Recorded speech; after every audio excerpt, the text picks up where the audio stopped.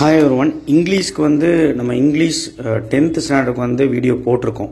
Description பாக்ஸில் வச்சுருக்கிறேன். 2 mark 5 mark grammar என்னெல்லாம் வரும்னு போட்டிருக்கேன். இப்போது உங்களுக்கு என்ன பண்ண போகிறோன்னா நெக்ஸ்ட் வீடியோவில் அதுக்கு முன்னாடி நம்ம வீடியோக்கு ஒரு லைக் போட்டுருங்க.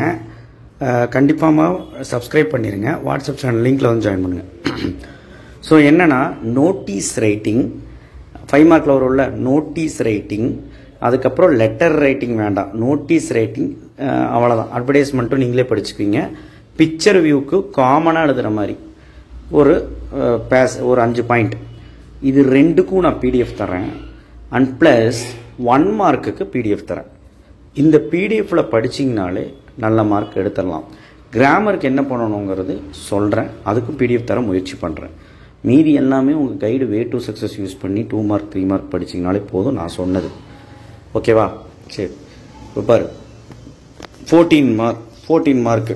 ஸோ இது வந்து பார்த்தீங்கன்னா 1 மார்க் 3 சினோனிம்ஸ் 3 ஆன்டனிம்ஸ் கேட்டுருவாங்க, அது பார்த்துக்கோங்க. அதுக்கப்புறம் ப்ளூரல் ஃபார்ம் சிங்குலர் ஃபார்ம் ஒன்று கேட்டுருவாங்க, பார்த்துக்கோங்க. அதுக்கப்புறம் வந்து பார்த்தீங்கன்னா ப்ரிஃபிக்ஸ் அஃபிக்ஸ் ஒன்று கேட்டுருவாங்க. அதுக்கப்புறம் அப்ரிவேஷன் கேட்டுருவாங்க. இது மூடி உங்களுக்கு எந்த பிரச்சனையும் வராது. இடியம்ஸும் புக் பேக் தான் வருவாங்க, புக் பேக் தான் வரும். காம்பவுண்ட் வேர்டும் எடுத்துக்குவீங்க. ப்ரிப்போஷனும் டென்சஸும் லிங்கர்ஸும் தான் பிரச்சனை. அதை வே டு சக்ஸஸால் கவர்மெண்ட் கொஸ்டின் போட்டிருப்போம், அதை படிச்சிங்கன்னா போதும். அடுத்தது so page number part 2 section 1, இதில் வந்து 2 மார்க் கொஸ்டின் கன்ஃபார்மாக நான் அடித்து சொல்கிறேன். உன்னால் படிக்க முடியாத பையனாக இருந்தீங்கன்னா யூனிட் 1ஓட 2 மார்க் நான் கொடுத்ததும், யூனிட் 3ஓட 2 மார்க் நான் கொடுத்ததும், அதுக்கப்புறம் யூனிட் 3ஓடது யூனிட் 1ஓடது படிச்சுட்டு யூனிட் 4ஓடதும் ஓரளவுக்கு பார்த்துட்டிங்கன்னா எழுதிடலாம். அடுத்தது அப்ரிசியேஷன் கொஸ்டின், ஏதாவது ஒரு 3 யூனிட்டில் நான் கொடுத்து இம்பார்ட்டன்ட் படிச்சிங்கனால அப்ரிசியேஷன் எழுதிடலாம். ஓகேவா? அது ஈஸி தான். அப்படி கண்டுபிடிக்க முடியலன்னா இந்த லைன்லேயே உங்களுக்கு ஆன்சர் இருக்கும். எக்ஸாம்பிளுக்கு is she complaining about the problem of life. So இது கம்ப்ளைண்ட் பண்ணுறாங்களா அப்படின்னு கேட்குறாங்க. ஸோ இந்த லைன்லேயே உங்களுக்கு ஆன்சர் இருக்கும். கொஞ்சம் உத்து பார்த்தீங்கன்னா தெரியும். சிலதுக்கு நம்ம தான் எழுதணும், சரிங்களா? அடுத்தது active voice passive voice.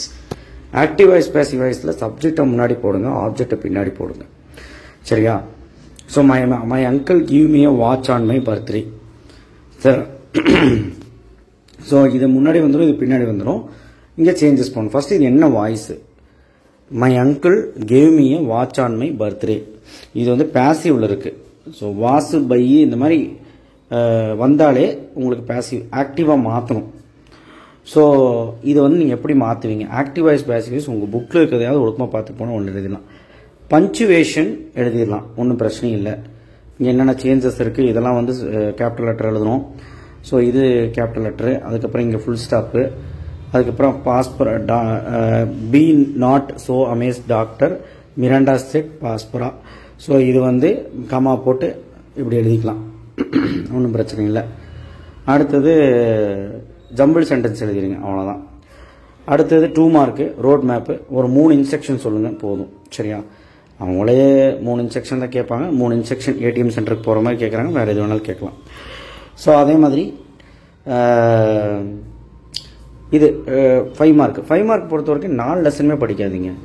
Young seagull first lesson படிச்சுக்கோங்க, உமன் லெசன் படிச்சுக்கோங்க, இல்லைனா அட்டிக் படிச்சுக்கோங்க. ஸோ ஏதோ ஒரு 2 லெசன் படிங்க போதும். ஏதோ ஒரு 2 லெசன் படிங்க. டீட்டெயில் அது வந்து ஜென்ரல் டீட்டெயிலாக படிங்க, எல்லாமே படிக்க வேண்டாம். எது கேட்டாலும் அதை எழுதி விடுங்க. ஸோ டீட்டெயில் எழுதும்போது டைட்டில், ஆத்தர், தீம் எல்லாம் போட்டு பாக்ஸ் பண்ணி ஒரு 3 லைன் இன்ட்ரோடக்ஷன் மாதிரி கொடுத்துட்டு, அதுக்கப்புறம் 3 லைன் கொடுத்துட்டு இப்படி இங்கிருந்து ஆரம்பித்து அப்படியே எழுதிட்டு வாங்க 15 லைன். அதுக்கப்புறம் லாஸ்ட்டில் வந்து நமக்கு வந்து மாரல் எழுதி முடிச்சிருங்க. ஓகே. ஸோ அந்த மாதிரி தான் போயம் டீட்டெயிலும் ப்ரோஸ் டீட்டெயிலும் சம்மரி மாதிரி கூட எழுதலாம். அது உங்கள் ஸ்கூலில் சஜஸ்ட் பண்ணாங்கன்னா எழுதலாம். இதில் கிரம்பிள் ஃபேமிலியும் லைஃப் போயமும் நல்லா படிச்சுக்கோங்க. இதோடது டீட்டெயில் படிச்சுட்டு கிரம்பிளோ லைஃபோ இங்கே வந்துடும், ஒன்று எழுதிடுங்க. இன்னொன்று வந்து இது எழுதுங்க, போய்ட்டு டிவைஸ் எழுதுங்க. Rhyming word, rhyming scheme, figure of speech, சாலிட்டேஷன் இது உங்களுக்கு தெரியும். ஸோ பேராஃபேஸ் எல்லாம் அட்டன் பண்ணுங்க. ஏதாவது 2 தான் எழுதணும், எழுதிடலாம். ஸோ அதே மாதிரி rearrange the followings in coherent order. இதில் தப்பு பண்ணாதீங்க. இது நீங்கள் அட்டனே பண்ணாதீங்க, இதை அட்டன் பண்ணுங்கள். அப்போ தான் உங்களுக்கு மார்க் கிடைக்கும். இது அட்டன் பண்ணாதீங்க, புரிஞ்சுதா? ஸோ அடுத்தது அட்வர்டைஸ்மெண்ட்டுக்கு நமக்கு முக்கியமானது ஒரு பிக்சர் போட்டு ஒரு கடை நேமு. ஸோ கடை நேமு இங்கே என்னெல்லாம் போட்டிருக்காங்களோ அதெல்லாம் நீங்கள் டைமிங்கு, அதுக்கப்புறம் என்ன ஆஃபர் அவங்க கொடுக்குறாங்க, so buy one get free. So இது எல்லாமே நீங்கள் வந்து இண்டிகேட் பண்ணி இப்படி ரவுண்ட் பண்ணி உள்ளே எல்லாம் ஏதாவது பூசி எழுதலாம். கரெக்டாக கடையோட அட்ரஸ் ஃபோன் நம்பரெல்லாம் கடைசியில் எழுதுறீங்க.